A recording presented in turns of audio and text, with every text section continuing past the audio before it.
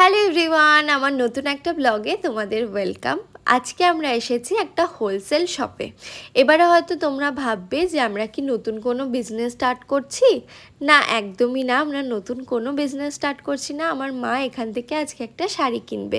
এবারে তোমরা বলবে যে হোলসেল শপ বললে কিন্তু এক পিস শাড়ি কিভাবে কিনবে।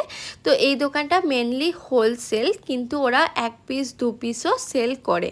এই দোকানে কেন আসা, এই দোকানে অন্য দোকানের থেকে প্রাইসটা একটু রিজনেবল, তো সেই কারণেই এখানে কিন্তু শুধু তোমরা শাড়ি নয়, টপ, কুর্তি, লেগিংস, ব্লাউজ, ছেলেদের জামা, প্যান্ট, পাঞ্জাবি, এমনকি গামছাও তোমরা এখানে পেয়ে যাবে।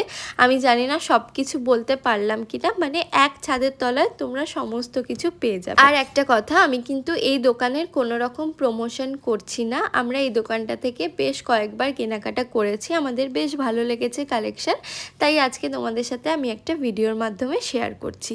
তো আমার মা তো প্রচুর লক্ষ লক্ষ শাড়ি দেখে নিয়েছে, তাও আমার মা কিছুই চয়েস করে উঠতে পারছে না।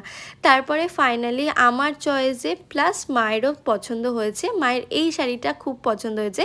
এটা হয়তো তোমাদের ব্ল্যাক মনে হচ্ছে ভিডিওতে, কিন্তু এটা ব্ল্যাক নয়, এটা একটু ডুয়েল টোন, মানে ব্ল্যাক আর জাম কালার। তো এটা মেনলি জাম কালার, মানে শাড়িটা খুবই সুন্দর দেখতে। এই শাড়িটার নাম বললো জাল কাতান আই থিঙ্ক। তো মা খুব তাড়াতাড়ি একদিন এই শাড়িটা পরবে, আর মাকে এই শাড়িটা পরে কেমন লাগছে তোমাদের সাথে আমি সেই দিন একটা খুব সুন্দর ভিডিও শেয়ার করে দেব। তারপরে তো আমাদের কেনাকাটি কমপ্লিট হয়ে গেছে, তো এখন বাড়ির দিকে রওনা দেবো। তো আজকের আমার মিনি ব্লগটা তোমাদের কেমন লাগলো তোমরা কিন্তু অবশ্যই আমাকে কমেন্ট করে জানিও। আবার নতুন ব্লগের সাথে কাল দেখা হচ্ছে।